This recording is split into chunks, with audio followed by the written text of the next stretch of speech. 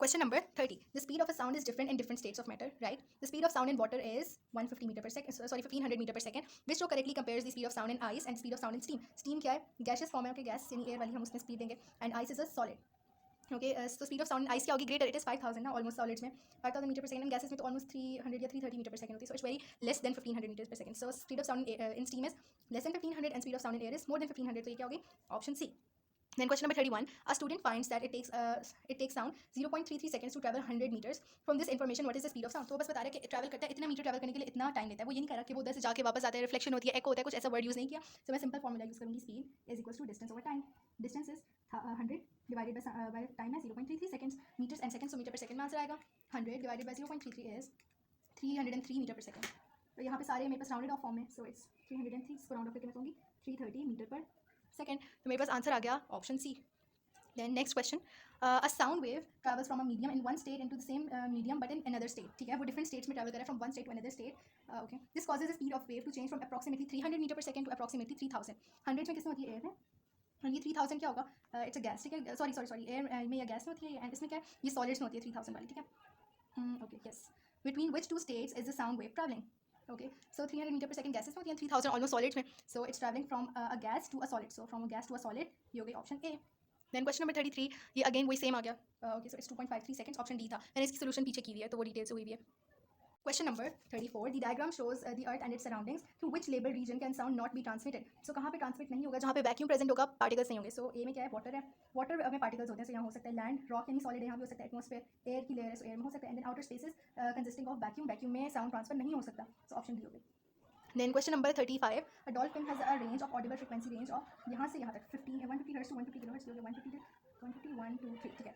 Which range of frequencies can be heard by both humans with good hearing and by dolphins? Okay. ये dolphins की audible frequency range उन्होंने हमें दी है, ये hertz में सारी values. ठीक है. और human की क्या होती है? From 20 hertz to 20 kilohertz हो जाएगा, from 20 hertz till 20,000 hertz. ठीक है. अब हमें देखना है ऐसी कौन सी values हैं जो इन दोनों के बीच में आ रही हैं.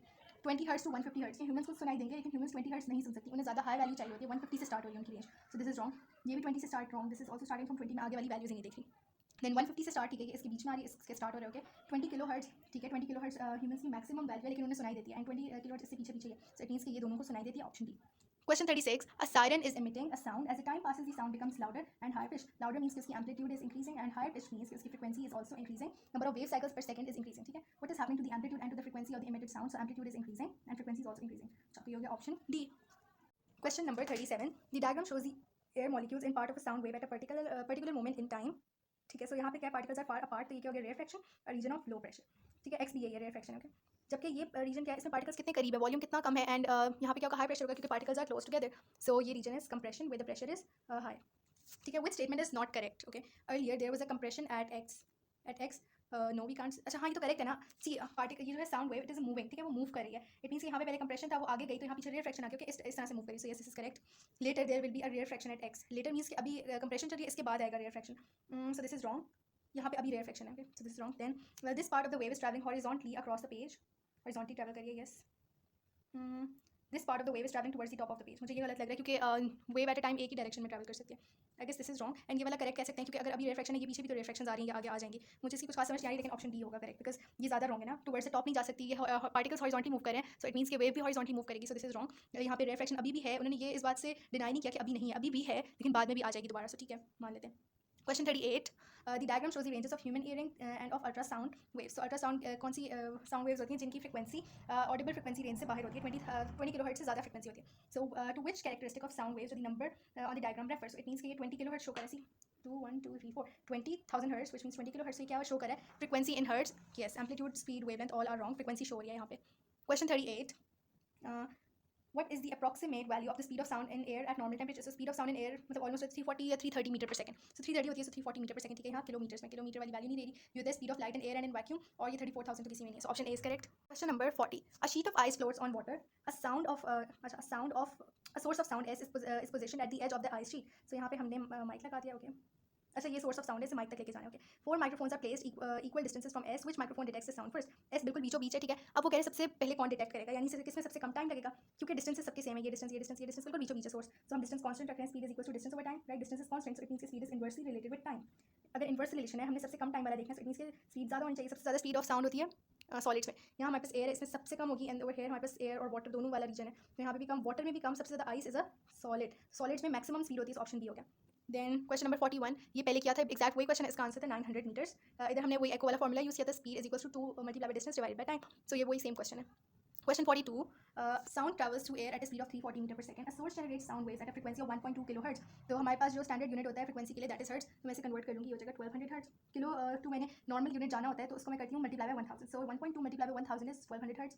What is the wavelength of the sound wave? So मेरे पास स्पीड है, मेरे पास फ्रीक्वेंसी है, वेवलेंथ कैलकुलेट करनी है, so V is equal to F lambda, V is 340 यानी वेलोसिटी इतनी है, frequency is 1200 and then wavelength lambda I am calculating this, so ये हो जाएगा 340, यहाँ मल्टीप्लाई यहाँ के डिवाइड हो जाएगा 1200 divided by 1200 is equals to wavelength, 0 से 0 कैंसिल आउट हो गया, so 34 divided by 120 is wavelength, 34 divided by 120, this is 0.28, so wavelength आ गई 0.28 meters, 0.28 meters is option A, तो ये हो गया answer.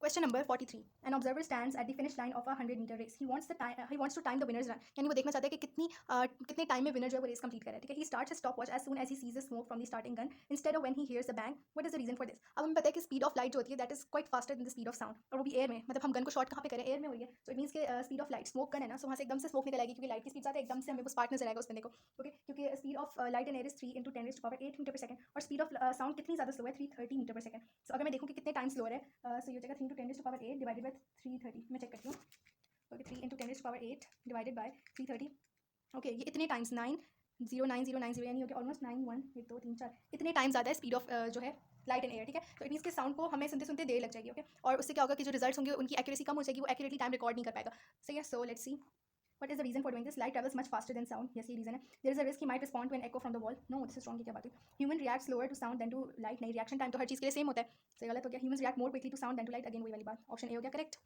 Question 44, which statement about ultrasound is correct? Ultrasound क्या होता है? एक ऐसा साउंड होता है जिसकी फ्रीक्वेंसी ऑडिबल फ्रीक्वेंसी रेंज से बाहर होती है। ह्यूमंस की जो ऑडिबल फ्रीक्वेंसी रेंज होती है यानी उसकी फ्रीक्वेंसी होती है 20 किलो हर्ट्ज यानी 20,000 हर्ट्ज से ज़्यादा होती है, ओके, एंड वो साउंड की एक टाइप है लेकिन उसकी फ्रीक्वेंसी बहुत ज़्यादा होती है, तो वो हमें ऑडिबल नहीं होती। It has a higher frequency than audible sound and is a longitudinal wave, yes ये बात है, okay, then it has a higher frequency than audible sound and is transverse नहीं, एंड यहाँ लोअर फ्रीक्वेंसी वाली बात, option C और D भी गलत हो गया, and option A is correct. Then question 45, which gives a possible set of values for the speed of sound in ice यानी solid, in water यानी liquid, and in steam यानी air में, ठीक है। So speed of sound in ice क्या हो सकता है 4000, ये liquid में, and ये air में 500, ठीक है। Then speed of sound in water is 1500 के आसपास, yes ये हो सकता है। Speed of sound in steam यानी air में 500 होता है, so क्या हो गया, ऑप्शन डी करेक्ट है। Question 46, sound travels through air as a series of compressions and rarefactions. Which statement correctly compares a compression with rarefaction? तो सबसे पहले compression में क्या होता है, high pressure होता है and particles are far apart, ठीक है। इसमें क्या होता है, rarefaction में particles नहीं, sorry, particles are close together, I'm sorry, close together होते हैं, rarefaction में particles are far apart and the pressure is lower, ठीक है।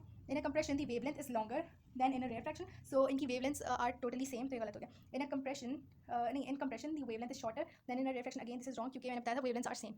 Then in a compression the density of air is greater and then in a rarefaction, density means कि particles कितने करीब हैं, तो इसमें particles बहुत ज़्यादा करीब हैं, okay, density is equals to mass over volume, हम ये भी कर सकते हैं, mass constant है, density is inversely related with volume। अब मैंने बताया था क्योंकि यहाँ पे compression की बात करें कि compression में क्या है, pressure बहुत ज़्यादा high है, pressure is inversely related with volume, ठीक है। so अगर pressure बहुत ज़्यादा high है it means कि volume बहुत ज़्यादा low है, अब volume बहुत ज़्यादा low है so it means कि density बहुत ज़्यादा high है, so we can relate pressure with density, pressure is inversely related। also अगर मैं डायरेक्ट करती तो ये वाला फॉर्मूला लिक्विड वाला, pressure is equals to rho gh, so rho is density, so it means pressure is inversely related to density, again वही वाली बात, लेकिन क्योंकि प्रेशर यहाँ पे ज़्यादा है, पार्टिकल्स ज़्यादा क्लोज है, सो इट मीन्स कि वो डेंस है, वो पार्ट, ठीक है, और वहाँ पे क्या हो गया, density is greater in a compression, the density of air is greater, yes, so ये करेक्ट हो गया। यहाँ पे वो कह रहे हैं कंप्रेशन में डेंसिटी कम है, रेयर फ्रैक्शन में ज़्यादा है, so this is wrong, option C is correct.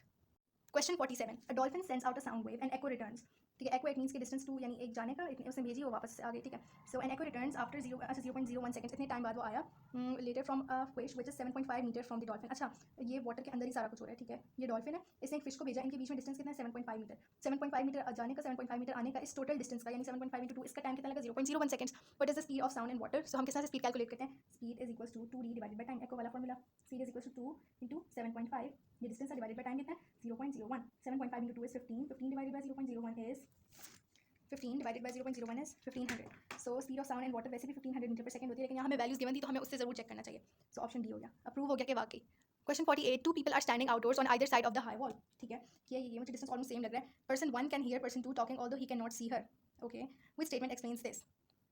Sound wave इससे पास कर सकती है, राइट, क्योंकि सॉलिड में से भी पास करती है, और उन्हें तो एयर वो चाहिए होता है, मीडियम चाहिए होता है, सॉरी पार्टिकल्स चाहिए, और सॉलिड से तो वो ज़्यादा तेज़ी से पास करेंगे, एयर से भी कर सकती है। So which statement explains this? The sound waves have diffracted around the wall, so diffraction generally, क्योंकि वो इस तरह से लॉन्गिट्यूडनल वेव्स होती है, मुझे नहीं पता उनकी डायफ्रैक्शन जनरली होती है या नहीं, वैसे डायफ्रैक्शन भी होती है, ओके, डायफ्रैक्शन हो सकती है यहाँ से, यस, सो डायफ्रैक्शन मेन चीज़ है, यस, अच्छा, although they can not see each other, so diffraction हुई है, yes, then the sound waves have passed unaffected through the wall, नहीं इफेक्ट तो होगी कम या ज़्यादा कम होगी, सो यस अनअफेक्टेड वाली बात ना लिखी होती सो ये हो जाता है थ्रू द वॉल वाली। The sound wave have reflected, reflected होती है यहाँ से यहाँ जाती तक ना जाती, रॉन्ग हो गया। The sound waves have refracted, refracted वाली बात गलत है, डायफ्रैक्शन हुई है actually, so option A is correct. Then question 49, okay possible values हमने बतानी थी, ओके सिमिलर है। So speed in glass, glass में हमारे पास सबसे ज़्यादा स्पीड होगी ना, सो ये हो गई स्पीड इन लिक्विड ऑलमोस्ट इतनी, मतलब 1000 हो जाएगा राउंड ऑफ के। स्पीड इन सॉलिड, अच्छा सॉरी गैस है, मुझे लगा ग्लास लिखा है, सॉरी गैस में। अब क्योंकि सबसे जो स्मॉलेस्ट स्पीड है वो 972 है, मैं ये ले लेती हूँ, लेकिन ये होनी नहीं चाहिए, ऑलमोस्ट 300 तक होगी, लेकिन खैर हो सकता है गैस कोई वेपर्स टाइप का।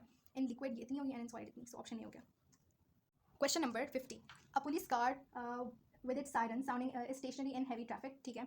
A pedestrian notices that although the loudness of the sound produced does not change, the pitch varies. Okay, pitch इसका मतलब क्या हो रहा है, वेरी करेगी, कभी तेज हो रही है, कभी कम हो रही है, ज़्यादा कम हो रही है, जबकि loudness क्या है, कांस्टेंट है, so it means कि हमारे पास loudness एम्पलीट्यूड के साथ होता है। If the loudness is constant, so it means amplitude is constant. जबकि pitch vary करी, so it means frequency is varying. मैंने क्या बना दिया, बस varying, ठीक है। Amplitude is constant and the frequency is varying, ठीक है। Which describes the amplitude and frequency, so ये होगी option B, row B. Question 51, a sound wave travels through air. What name is given to a region in which air molecules are further apart than normal? Far apart है and वहाँ पे lower pressure होता है, so it's rarefaction.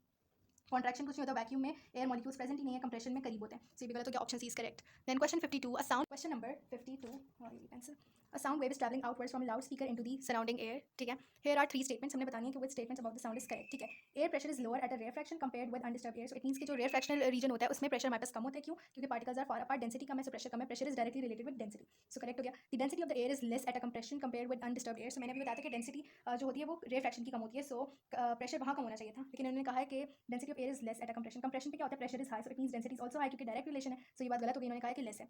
Then number 3, the distance from a compression to a rarefaction equals half the wavelength, so compression है, ये rarefaction है, ये compression, ये रेयर फ्रैक्शन, ये कंप्रेशन, ये रेयर फ्रैक्शन, ये कंप्रेशन, सो मैंने बताया था कि compression to compression is 1 wavelength, या फिर rarefaction to rarefaction is 1 wavelength, ठीक है। जो मतलब एक कंप्रेशन से उसके सबसे करीबी कंप्रेशन तक 1 वेवलेंथ फॉर्म होती है, सो इट मींस कि अगर 1 compression to 1 compression is 1 wavelength, so it means कि कंप्रेशन टू रेयर फ्रैक्शन बीच वाला रीजन आ गया, हाफ हो गया, सो इट मींस कि ये क्या आ गई, हाफ वेवलेंथ, ठीक है। सो इन्होंने कहा है the distance from a compression to rarefaction equals half a wavelength, यानी 1/2 लैम्डा, सो ये बात करेक्ट हो गई। सो इधर क्या करेक्ट है, 1 and 3, so 1 and 3 only, option B number 2 wrong था, सो उसकी सारी ऑप्शंस रॉन्ग हो गई। Then question number 53 again repeat हुआ है question, okay.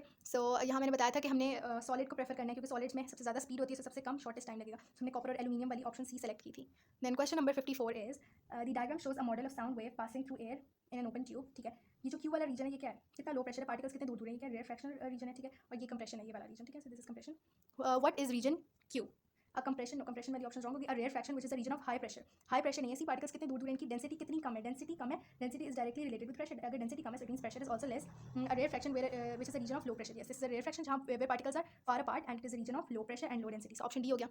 Then question 55, what is ultrasound, so ultrasound मैंने बताया था कि साउंड वेव की वो टाइप होती है जिनकी फ्रीक्वेंसी इतनी ज़्यादा होती है, मतलब 20 किलोहर्ट्ज से ज़्यादा होती है, एंड वो ऑडिबल फ्रीक्वेंसी रेंज से बाहर होती है, सो हम उसे नहीं सुन सकते। Sound waves that are so loud, loudness की बात नहीं करें, हम एम्पलीट्यूड की नहीं, हम डायरेक्ट पिच की बात करें। Sound waves that are too pitched for human ear, humans to hear, इतनी हाई पिच है कि ह्यूमन सुन ही नहीं सकते, तो ये करेक्ट हो गई, option B.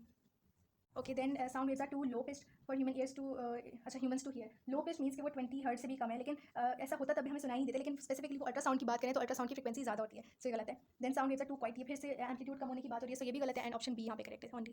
Question number 56, in the diagram the mountaineer can hear the stream although he can not see it, यहाँ पे क्या हो रही है, स्ट्रीम की आवाज़ डायफ्रैक्ट हो रही है, okay. Why he is close, अच्छा when he is closer to the, ये जो भी है, ये उसका मैं नाम नहीं ले रही, जो भी जगह, ठीक है।